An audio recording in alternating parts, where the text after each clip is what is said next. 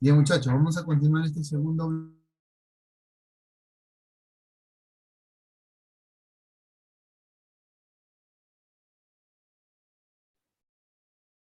Bien, vamos a continuar con este segundo bloque. Buenas tardes a cada uno de ustedes, queridos estudiantes del segundo A. Ya se conectarán el resto de sus compañeros que se conectaron en el primer bloque. Igual vamos a ir compartiendo.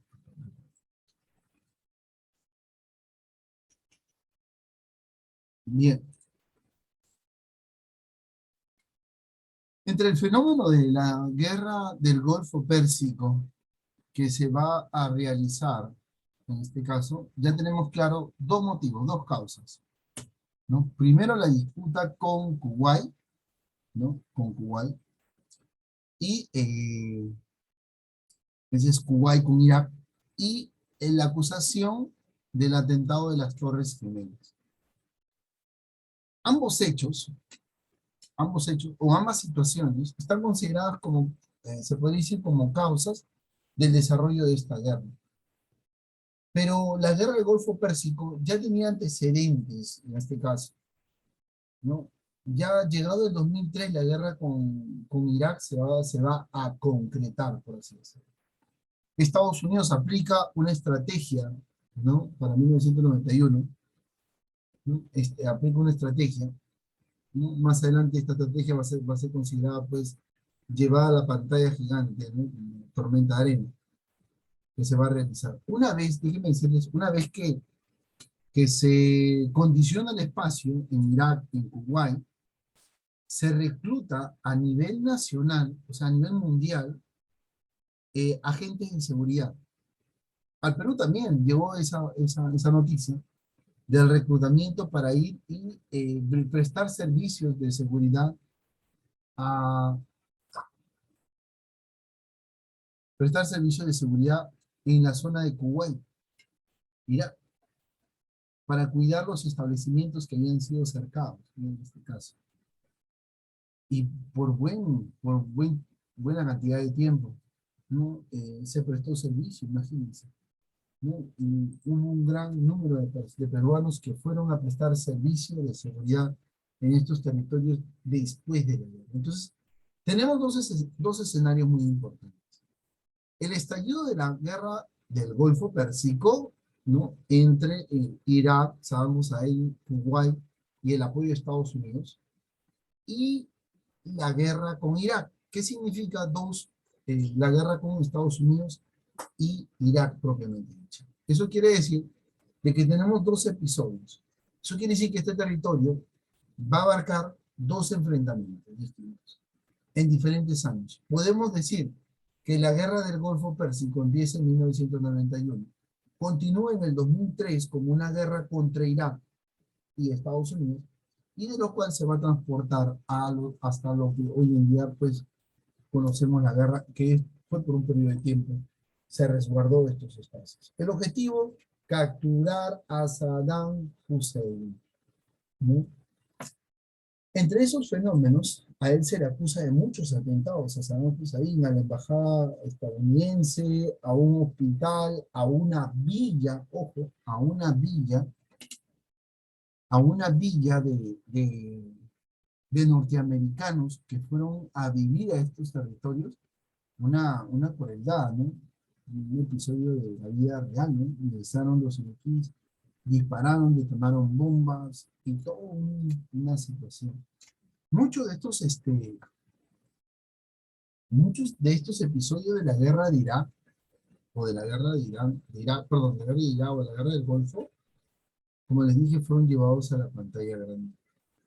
En un corto periodo, ahorita vamos a poder visualizar y vamos a compartir para poder ir concretando conocimiento. Esto de acá vamos a poder tener una pequeña explicación de 10 minutos que hace importante entender el panorama.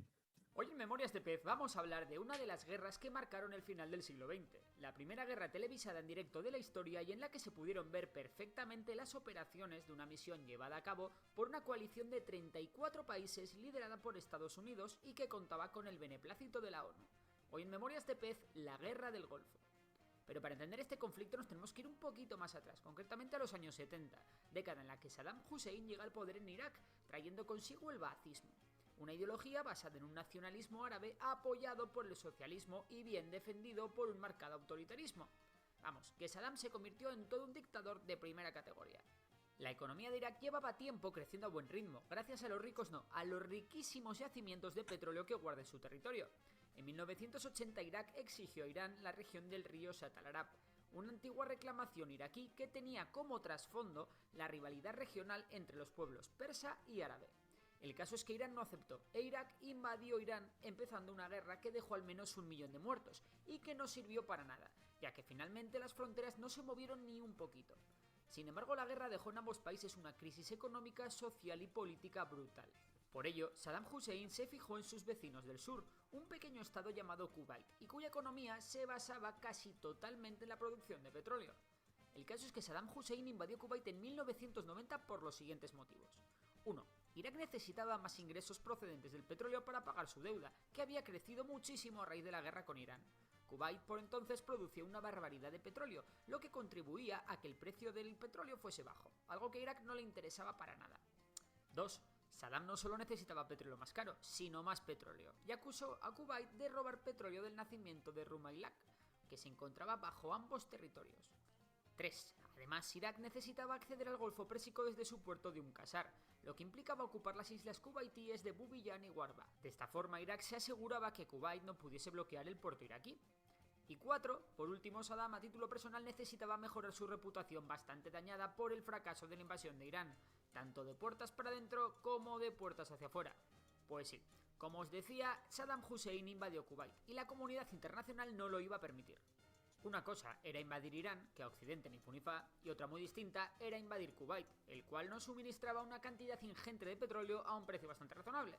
Saddam tomó Kuwait rápido y convirtió el país en una provincia más de Irak. Enseguida llevó ya a su policía secreta y comenzó una terrible represión. Por ello en Kuwait surgieron diversos grupos guerrilleros que acabaron siendo un dolor de cabeza para Saddam. Y muy importante, Saddam tomó como rehenes a miles de turistas occidentales para poder utilizarlos en sus negociaciones. Así que Occidente reaccionó y tanto Estados Unidos como Reino Unido se pusieron a preparar a sus ejércitos a la par que organizaban una coalición de 34 países entre los que se encontraba España. El objetivo de la coalición no era solo liberar Kuwait, sino hacer ver al resto de países de Oriente Medio que tanto Kuwait como Arabia Saudí eran aliados de Occidente y por tanto eran intocables. Saddam por su parte estaba casi solo, tan solo la Libia de Gaddafi, Jordania, Sudán y Yemen le apoyaron. Si es que hasta la Unión Soviética, Israel o el resto de la Liga Árabe estaban del lado de Kuwait. La cosa tenía muy pero que muy mala pinta para Saddam, a pesar de que por aquellos tiempos el ejército de Irak era considerado el cuarto del mundo. Y es que el ejército iraquí estaba muy bien equipado y tenía armamento de última generación. Los iraquíes tenían un ejército de 545.000 soldados, 4.500 blindados y 700 aviones de combate. Además un arsenal de misiles y armas químicas que les quedaba de la guerra contra Irán. En fin, una auténtica salvajada. Pero es que si esto os parece la hostia, vamos con las fuerzas de la coalición. Para empezar, la coalición estaba compuesta por los siguientes países: Argentina, Arabia Saudí, Australia, Bangladesh, Bélgica, Canadá, Checoslovaquia, Corea del Sur, Dinamarca, Egipto, Emiratos Árabes Unidos, España, Estados Unidos, Francia, Grecia, Hungría, Italia, Kuwait, Marruecos, Países Bajos, Níger, Nueva Zelanda, Noruega, Omán, Pakistán, Polonia, Portugal, Qatar, Reino Unido, Senegal, Siria y algunos muyahidines afganos que pasaban por ahí. En total, 959.600 hombres, 2.000 carros de combate, una flota de 100 barcos de guerra con 6 portaaviones y al menos 1.800 aviones que se unían a los aviones de guerra que pudieron escapar de Kuwait a Arabia Saudí. La coalición aliada dividió la guerra en 3 fases. 1. La operación defensa del desierto, cuyo objetivo era defender a Arabia Saudí de los ataques iraquíes, con el despliegue de tropas de la coalición en la propia Arabia Saudí. Se extendió desde agosto de 1990 a enero de 1991. La segunda es la tormenta del desierto, cuyo objetivo era el ablandamiento de las defensas iraquíes a través de bombardeos quirúrgicos sobre posiciones estratégicas iraquíes. Esto pasó de enero de 1991 a abril de 1991. Y por último, la Operación Sable del Desierto, que se llamó así una operación dentro de la propia Operación de Tormenta del Desierto, que consistía en un ataque total sobre las posiciones iraquíes en Van tomando nota las fases, ¿no? Primera, segunda fase. Y esto se llevó a cabo desde el 24 al 28 de febrero de 1991. Las hostilidades de la Operación Tormenta del Desierto empezaron con una lluvia de al menos 100 misiles Tomahawk lanzados desde los barcos aliados contra objetivos estratégicos. Los bombardeos prosiguieron tanto desde el mar como desde el aire. Irak contraatacó incluso atacando a Arabia Saudí, pero el plan de Saddam era otro. Tenía que romper la coalición. Si Saddam atacaba a Israel e Israel entraba en la coalición, las naciones árabes que estaban en la coalición se tendrían que retirar del conflicto, ya que en el mundo árabe sería impensable que países árabes luchasen codo con los judíos. Así que al menos 47 misiles Scud iraquíes cayeron sobre Israel. Sin embargo, Israel aguantó y no cayó en las provocaciones iraquíes, manteniéndose fuera del conflicto. La fuerza aérea de la coalición comenzó a bombardear todo lo que fuese mínimamente estratégico, pero sobre todo se centraron en bombardear la capacidad aérea iraquí, dejando a los iraquíes sin presencia en los cielos. La mayor parte de los pocos pilotos que quedaron a pie huyeron en sus propios aviones a Irán. Así que con el cielo limpio de enemigos, la coalición pudo cazar blindados iraquíes a placer. Para lograr la rendición de Saddam, la coalición también planteó el bombardeo sistemático de objetivos estratégicos iraquíes en la mayor parte de las ciudades importantes de Irak. El problema es que muchos de estos bombardeos fallaban, y claro, por cada fallo morían muchos civiles. Claro ejemplo de esto fue el bombardeo por error de un refugio interior de Bagdad, donde murieron 1.200 civiles. Se estima que al terminar la guerra, unos 2.400 tanques, 1.450 blindados y 1.650 piezas de artillería fueron destruidos o inutilizados mediante estos bombardeos. Las pérdidas para la coalición fueron de tan solo 80 aeronaves.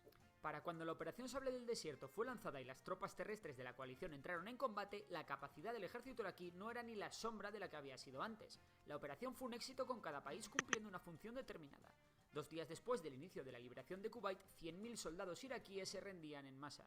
Tan solo hubo una gran batalla conocida como la 73 Sistine, en la que las fuerzas de la coalición se toparon con la retirada de una división blindada iraquí. La batalla ganada por las tropas de la coalición, sin apenas bajas, fue la mayor batalla de tanques desde la Segunda Guerra Mundial. Las tropas iraquíes que se retiraron a su país lo hicieron quemando pozos de petróleo en una especie de política de tierra quemada. El 28 de febrero de 1991, Irak se rindió y aceptó las condiciones de la ONU.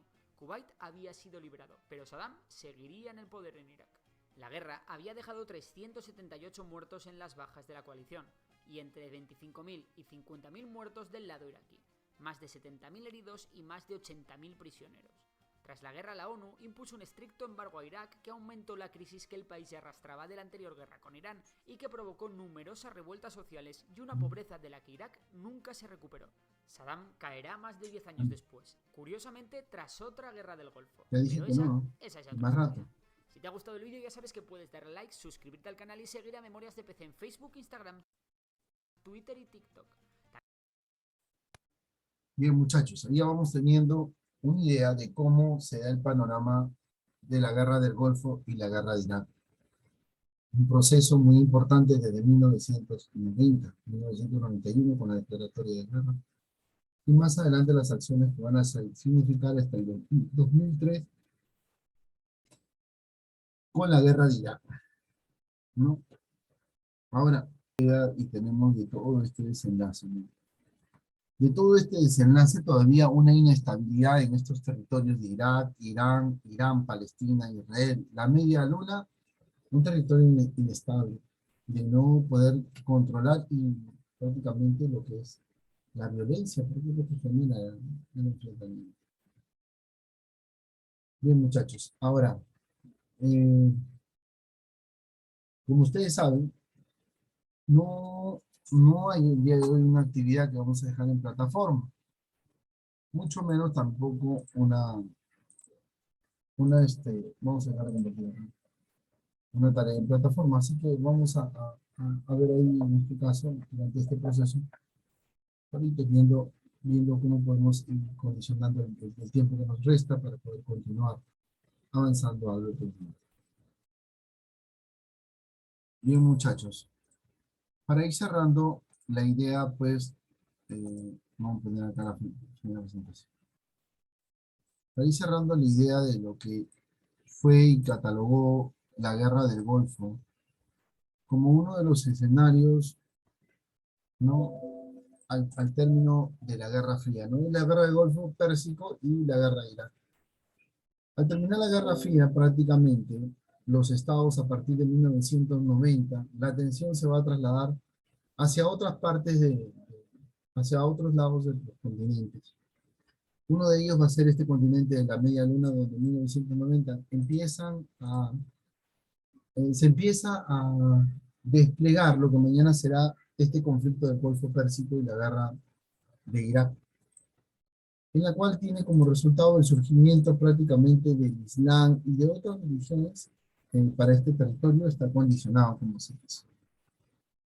Pero es a partir de 1990 donde se busca, por así decirlo, ¿no?, responsables, en este caso, o una mejora, que es lo primero que hacía, ¿no?, de querer invadir territorios, en este caso, Kuwait.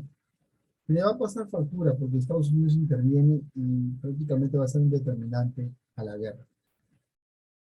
Este enfrentamiento de 1991 hasta el 2003, en los cuales va a bordear todavía, ¿no?, o se va a regularizar todavía la participación de los Estados Unidos, ¿no?, ya que no se desea una guerra para este tiempo, mucho menos que se desencadene en una tercera guerra mundial. ¿No? Para 1991 estalla esta guerra de Saddam Hussein tras la negativa de los Estados Unidos de poder invadir Kuwait o de no brindarle la llegada a Kuwait o la invasión a Kuwait. Los Estados Unidos prácticamente van a atacar. Van a derrotar a Saddam Hussein y en 2003 se inicia la guerra de Irak, ¿no?, de la que el presidente de los Estados Unidos, George Bush, vincula a Saddam Hussein con el terrorismo. Algo importante es la primera guerra televisada en vivo, ¿no? Ojo, primera guerra televisada en vivo. La de Vietnam, ¿no?, es la primera guerra que se graba y se comparte, por así decirlo. 34 países son los que apoyan a los Estados Unidos y en el año 1199, ¿no?, es donde prácticamente se da la invasión de Kuwait por parte de Irak y se desata. Ahora, la guerra tiene tres procesos. No, para mí el proceso más importante es el segundo, el proceso donde se rescata la elaboración, pues, del, del ataque Tormenta de Arena, ¿no?, que es muy significativo, que hasta la actualidad, pues, como le digo, se llevó a la pantalla gigante y ahí surgió.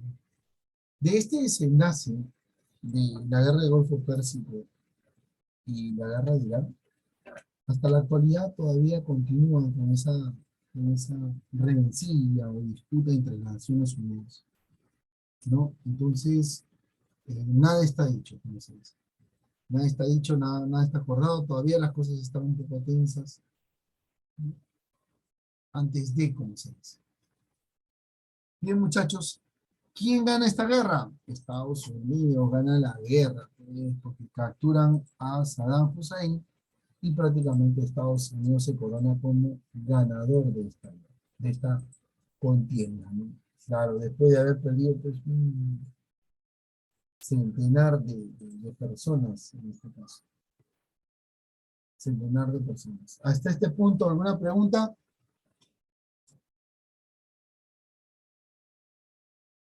¿Alguna pregunta, alguna duda? ¿Algún interrogante? Ninguna. Bien, muchachos, para cerrar esta parte de la grabación, pulgar arriba.